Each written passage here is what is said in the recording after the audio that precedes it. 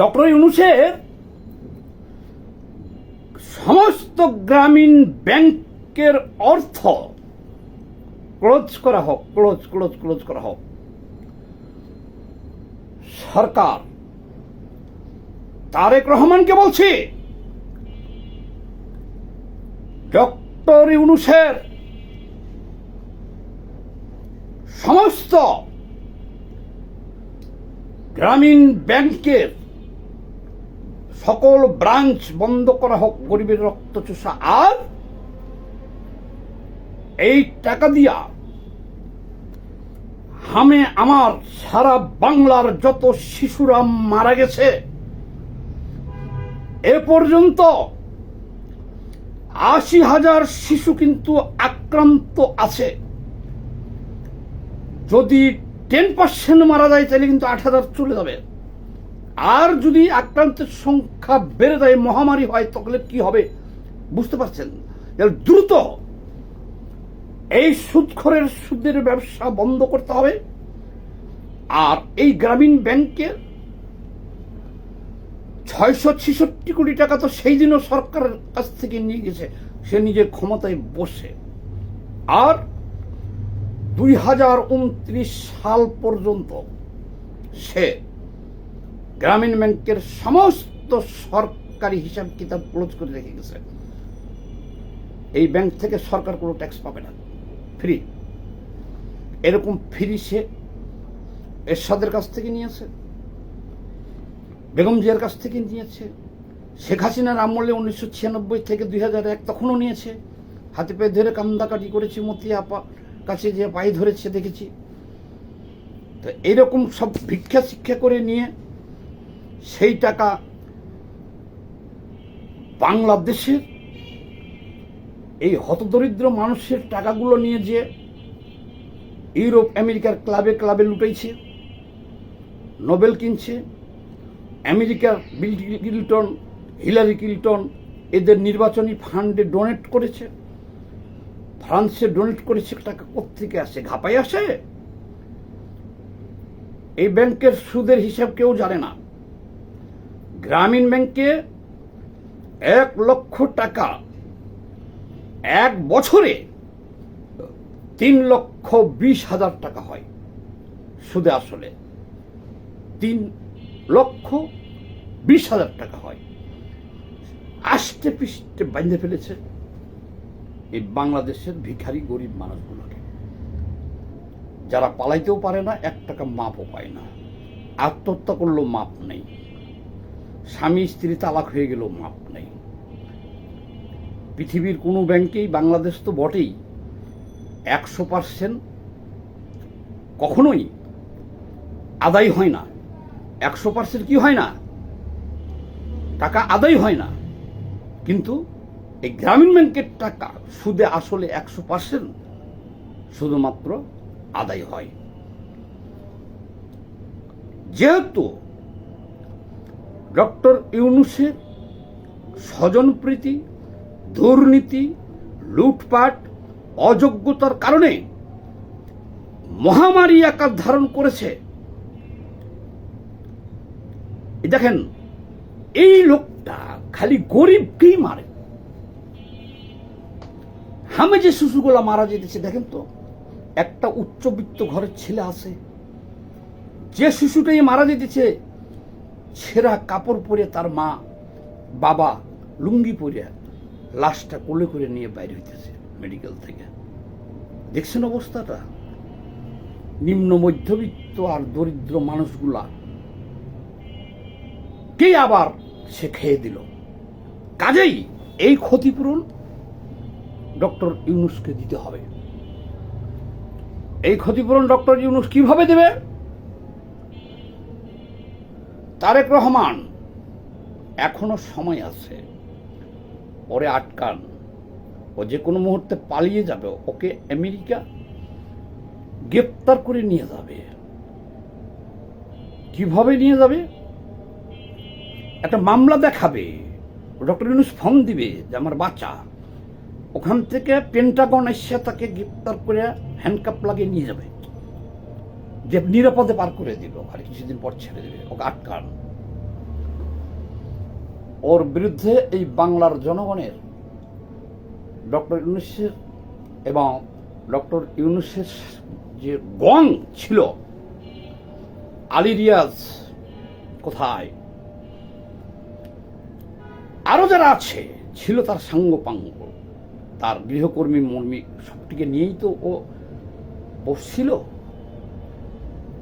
তাদের বলছি ডক্টর ইউনূসকে আটকে গ্রামীণ ব্যাংক লক করেন, অন্তত 666 কোটি টাকা আগে সরকারের ঘরে যাবে, এক নাম্বার 2, আরো 12,500 কোটি টাকা শ্রমিকদের পাওনা দায় নাই, তারা মামলা করেছিল, ও ক্ষমতায় এসে সেসব মামলা উড্ড করছে। আর যেসব শ্রমিকরা চাকরিচ্যুত শ্রমিক আর কি, তারা নিজেরাই পালিয়ে বেড়াইতেছে, তাদের 12,500 কোটি টাকা দিয়ে দেন। আর বাকি সমস্ত টাকা দিয়ে দ্রুত যেসব শিশুরা হামে মারা গেছে তাদের ক্ষতিপূরণ দেন। আর দ্রুত বিদেশ থেকে সবাইকে যারা আক্রান্ত আছে, হয় সিঙ্গাপুর থেকে, মালয়েশিয়া থেকে, ইউরোপ থেকে চিকিৎসক নিয়ে আসেন, ভারত থেকে চিকিৎসক নিয়ে আসেন, নিয়ে এসে তাদের চিকিৎসা করান। আর গ্রামীণ ব্যাংক চিরতরে বন্ধ। এবার ডক্টর ইউনূসের বিচার শুরু হবে জনতার আদালতে। দেখেন, আমরা বাংলাদেশের কমিউনিস্ট পার্টি মার্চবাগে আগামী 24 তারিখে, এই যে আগামী 24 তারিখে সারা বাংলাদেশে আমরা সমাবেশ দেখেছি। ডক্টর ইউনূসের গ্রেপ্তারের দাবি প্রত্যেক জেলা, উপজেলা, বিভাগীয় শহর এবং ঢাকায় ডক্টর ইউনূসের গ্রেপ্তারের দাবিতে। কেন? এই দেখেন,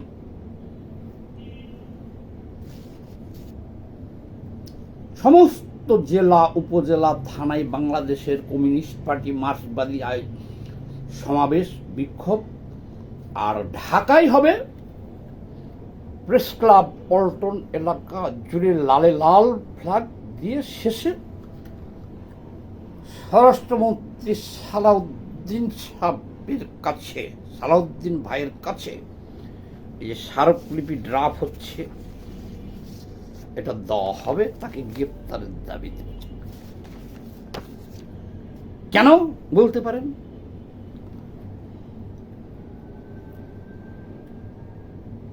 সে ক্ষমতা ছেড়ে চলে যাবে নির্বাচনের 3 দিন আগে। সে কি কারণে ভারতের সাথে এই চুক্তিটা করলো, দেশের সর্বনাশটা করলো? ভারত তার প্রয়োজনে বাংলাদেশে এখন সৈন্য সমাবেশ করতে পারবে।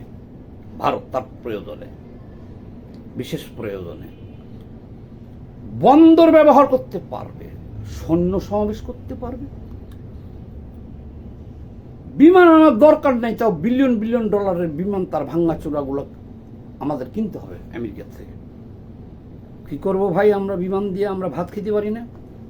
কার লগে যুদ্ধ করব আমি? বিলিয়ন বিলিয়ন ডলারের অস্ত্র কিনা কার লগে যুদ্ধ করতে পারবেন আপনি? আমাদের এখন যা অবস্থা, বারবার লোকের যুদ্ধ করলে পিটিয়ে মারে ফেলবো বাঙালিদেরকে। তো আমরা ভালো আছি, কেন যুদ্ধ লাগবে?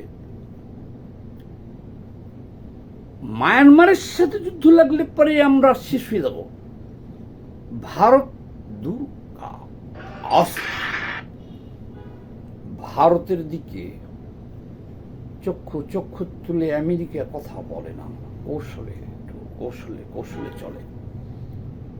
সমস্যা আছে। পারমাণবিক শক্তিধর, বিশ্বের 5ম বৃহত্তম অর্থনৈতিক রাষ্ট্র পাকিস্তান, একটা ভিক্ষুক রাষ্ট্র। পাকিস্তানের শালারা বেশিরভাগে আমার সম্বন্ধী, এখন উপরে যারা আছে সম্বন্ধী হয়, দেখেন না চেহারায় মিল আছে পাকিদের সাথে আমার।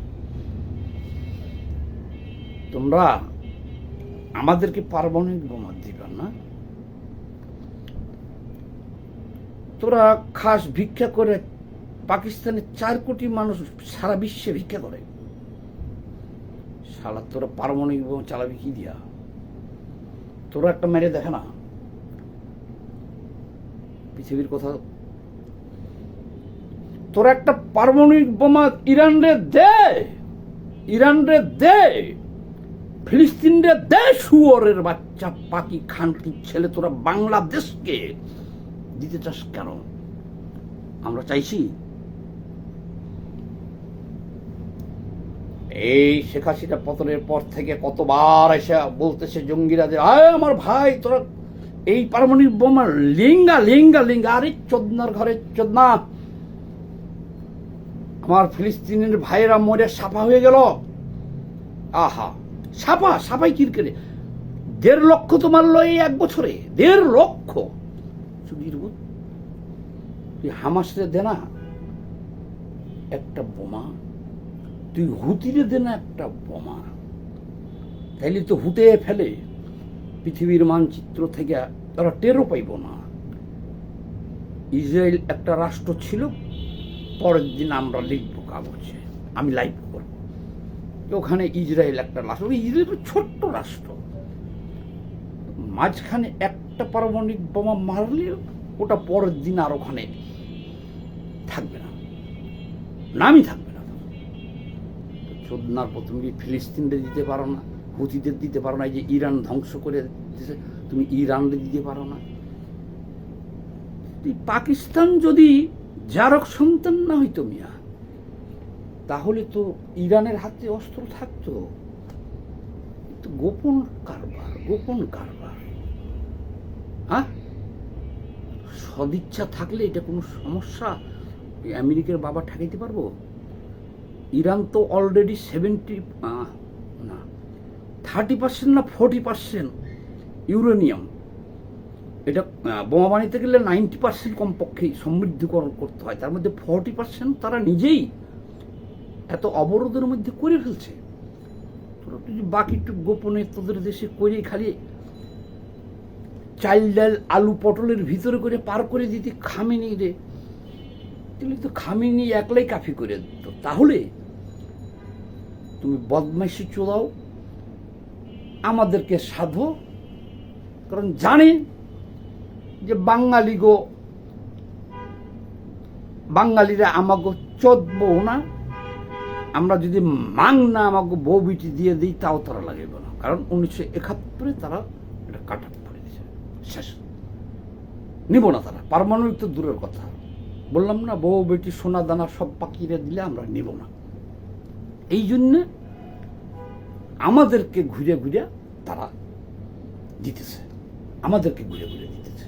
দেখেন কতবার বলতেছে তোরা নে ভাই, তা আমি তো জায়গা দেখাই দিলাম, তোর দেশ না কেন ওখানে? ওখানে দেয় না কেন, দেয় না জানেন? আরে মেয়ে দেওয়ার ক্ষমতাই তো নাই। ওরা কিছু পারমাণবিক ইউরেনিয়াম সমৃদ্ধকরণ করে রাখছে, যদি দুর্ভাগ্যবশত ভারত কখনো ঢুকে পড়ে ওইটুকু দিয়ে কোনো রকম ভাঙাচুরা এয়ারক্রাফটগুলাই, এই যে তার আছে না, এই তার বাইন্ধে রাখছে, যে কোনো রকম ভারতের মধ্যে 2-3টা ফালাই দিবই। এর বাইরে পারমাণবিক অস্ত্র মেনটেন করা, এটা ব্যবহার করা, এটা অনেক বড় ডেঞ্জারাস ব্যাপার, অনেক বড় ডেঞ্জারাস ব্যাপার। এই জন্য বলছি, যে কথা বলতেছিলাম যে গ্রামীণ ব্যাংকের এই যে হামে যত রোগী মারা যাচ্ছে, আক্রান্ত হয়েছে, ডক্টর ইউনূসকে আটকান। আর ওই যে চুক্তিটা ডক্টর ইউনূস করেছে, দেশের সর্বনাশ করেছে, ক্ষমতা থেকে চলে যাওয়ার 3 দিন আগে তার চুক্তি করার কি দরকার? আমরা লং মার্চ নিয়ে আসি চট্টগ্রামে, শেখ হাসিনার রায়ের ফাঁসির রায় যেদিনকে হবে এখানে সমগ্র জাতি আমরা তাকেই রয়েছি কোর্টের দিকে, ট্রাইব্যুনালের দিকে, আর ও ওইদিকে বন্দর দিয়ে দিছে, এই নারায়ণগঞ্জে পানগা বন্দর আর ওই চট্টগ্রামে একটা টার্মিনাল দিয়ে দিচ্ছে। আবার ক্ষমতায় যাওয়া 72 ঘন্টা আগে সে এই চুক্তিটা করে দিল। এটা কি তোর বাপের দেশ? ডক্টর ইউনূস কি মনে করতেছে যে সে পালিয়ে পারবে? খালি ঈদ বাইদে গেছো দেখা 24 তারিখ সারা জেলা উপজেলার মানুষকে জানান দেওয়ার জন্য সমাবেশ, বিক্ষোভ, মিছিল, সারাপিপি। ঈদের পরে সারা দেশ থেকে লং মার্চ ডক্টর ইউনূসের বাসা অভিমুখে, যেখানে ও এসএসএফ নিয়ে রাখছে। শেখ হাসিনার গণভবনেও তো ভীষণ কায়দার অস্ত্রশস্ত্র ছিল, ও তো সামান্য কয়েকজন লোক নিয়ে রাখছে। সারা বাংলাদেশ থেকে, কারণ এই সরকার তো করে নাই চুক্তি, তারেক রহমানের সরকার তো করে নাই। চুক্তি করছে কে? এই যে হামে লোক মরতেছে, ঘটনা ঘটাইছে কে? টাকাগুলো সব মেরে দিয়েছে, হামের টিকা কিনেন না কে? ডক্টর ইউনূস। এই বাচ্চাগুলো মারা যেতেছে, দেশে মহামারী। তাইলে ধরতে হবে কোথায় আমরা জানি না?